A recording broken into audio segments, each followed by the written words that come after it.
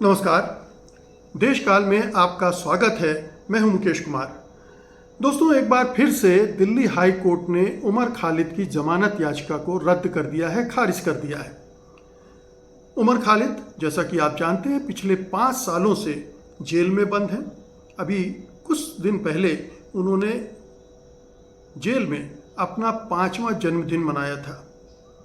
इतने लंबे समय तक किसी व्यक्ति को, किसी युवा को बंद करके रखना, ये हमारे न्यायिक इतिहास का एक काला अध्याय माना जा सकता है।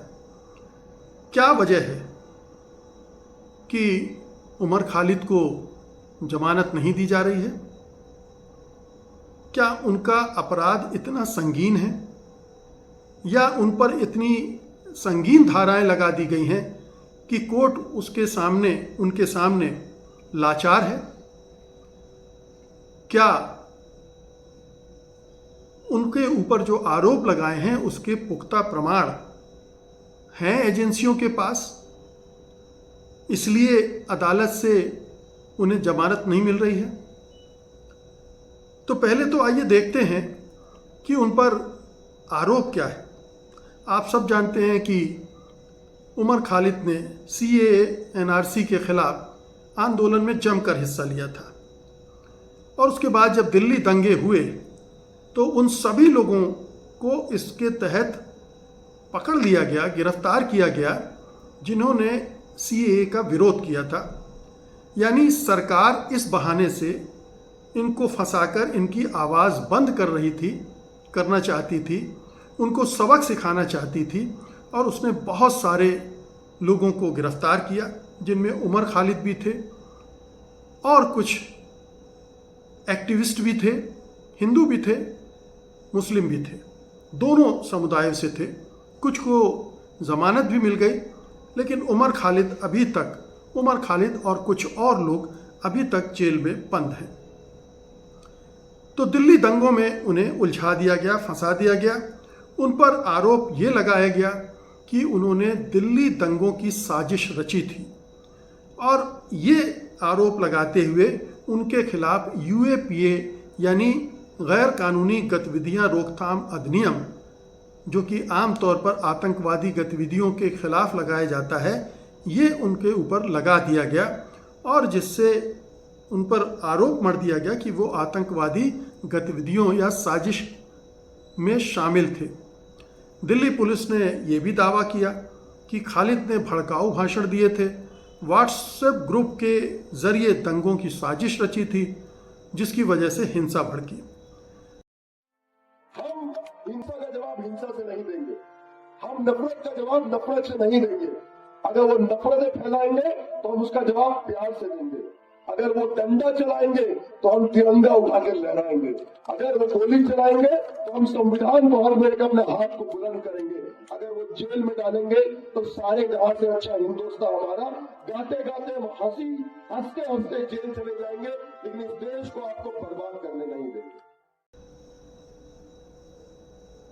ये जो जितने भी आरोप लगाए हैं उनमें से कोई भी ठोस आरोप नहीं है। हालांकि अदालत ने प्रथम दृष्टया माना कि उमर खालिद इन गतिविधियों में संलग्न हो सकते हैं और इस आधार पर, और हमारी अदालतें जैसे काम करती हैं, हम सब जानते हैं कि वो कितने दबाव में हैं और ख़ास तौर से जब किसी पर UAPA लगा दिया जाता है तो अदालतें फिर बहुत हिचकिचाती हैं ज़मानत देने में।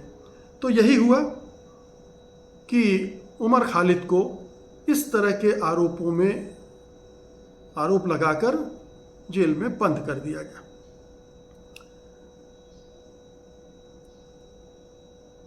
पहले जो चार्जशीट दाखिल की गई सितंबर 2020 में, उसमें उमर खालिद का नाम कहीं नहीं था।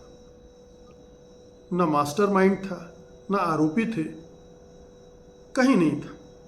लेकिन नवंबर में एक पूरक चार्जशीट दाखिल करती है दिल्ली पुलिस और उसमें ये नाम शामिल कर लिया जाता है और उसके बाद फिर उमर खालिद की जेल यात्रा शुरू होती है। आधार क्या बनाया पुलिस ने कि व्हाट्सएप चैट्स में उन्होंने दंगे भड़काने की साजिश रची और भाषण जो दिए वो बड़े उत्तेजक थे और इसी को उसने साजिश का सबूत मान लिया। ये मुख्य रूप से आरोप लगाए गए यूएपीए के तहत, भारतीय दंड संहिता के तहत भी लगाए गए, आर्म्स एक्ट और सार्वजनिक संपत्ति को नुकसान पहुंचाने वाले भी धाराएं उन पर लगा दी गई। जो खालिद के वकील हैं उनका कहना है कि ये जो पूरा मामला है ये बहुत ही फिक्शियस है, काल्पनिक है और किसी टीवी स्क्रिप्ट के जैसा इसे बनाया गया है, जबकि इसके कोई भी ठोस सबूत पुलिस के पास नहीं है।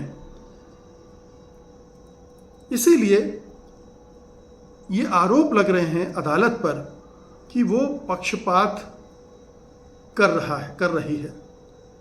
जैसे पहला तर्क तो ये है कि उनकी गिरफ्तारी और जमानत की अस्वीकृति में राजनीतिक साजिश है, क्योंकि वे सरकार की नीतियों के खिलाफ मुखर थे। उनको अरेस्ट किया गया और उनको जमानत ना हो इसका इंतजाम राजनीतिक स्तर पर किया गया, गृह मंत्रालय के स्तर पर किया गया, क्योंकि दिल्ली पुलिस गृह मंत्रालय के मातहत काम करती है।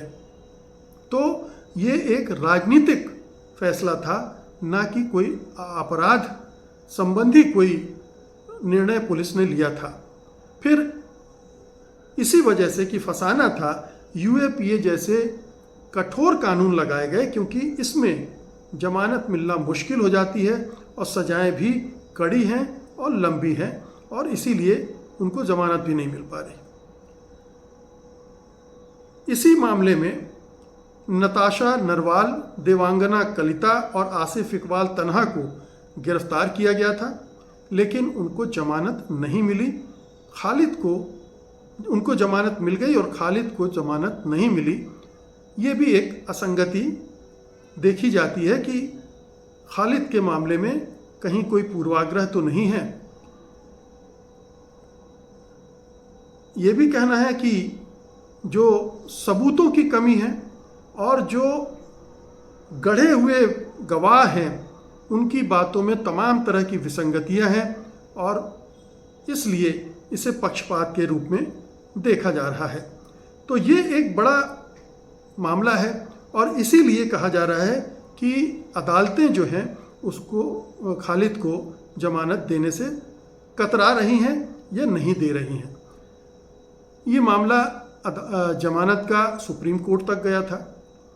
सुप्रीम कोर्ट में जाने के बाद एक पर्टिकुलर खास बेंच में गया और जो खालिद के पक्ष के वकील थे उन्हें समझ में आ गया कि यहाँ से राहत नहीं मिलने वाली, तो उन्होंने अपनी अर्जी वापस भी ले ली। हम सब जानते हैं कि सुप्रीम कोर्ट में अलग अलग तरह की बेंच अलग अलग तरह के फैसले देती है, अलग अलग तरह के जजेस होते हैं, उनके अपने अपने आग्रह दुराग्रह या राजनीतिक संबंध होते हैं। इसी तरह से हाई कोर्ट में भी सुनने को आता है कि वहाँ भी ये खेल चलता है और इसीलिए सुप्रीम कोर्ट से अर्जी वापस ली गई और अब दिल्ली हाई कोर्ट से भी उन्हें राहत नहीं मिली है, जो बताता है कि सरकार नहीं चाहती कि उन्हें जमानत मिले। जैसे भीमा कोरेगांव के मामले में आपको याद होगा 15-16 देश के जाने माने एक्टिविस्ट, बुद्धिजीवी, उनको गिरफ्तार किया गया था और लंबे समय तक जेल में रखा गया था। उनमें से कुछ को अभी तक जमानत नहीं मिली है। ऐसा ही कुछ उमर खालिद और उनके कुछ साथियों के साथ भी हो रहा है। ये भी देखिए कि यूएपीए का मामला है, इसके लिए विशेष अदालतें होती हैं, लेकिन मामले की सुनवाई नहीं हुई है, सुनवाई शुरू नहीं हुई है। चार्जशीट दाखिल हो गई है लेकिन सुनवाई नहीं हो रही, क्योंकि सुनवाई होगी तो ये सारी चीज़ें सामने आ जाएंगी। जो झूठ गढ़े हैं पुलिस ने, जो फर्जी सबूत इकट्ठे किए हैं या फर्जी गवाह इकट्ठे किए हैं, वो सब एक्सपोज हो सकते हैं। तो सुनवाई भी करने में टाल मटोल चल रही है। जमानत में टाल मटोल होती है, पता चला उमर खालिद की एप्लीकेशन पर सुनवाई होनी, उस दिन जजेस ही गायब है।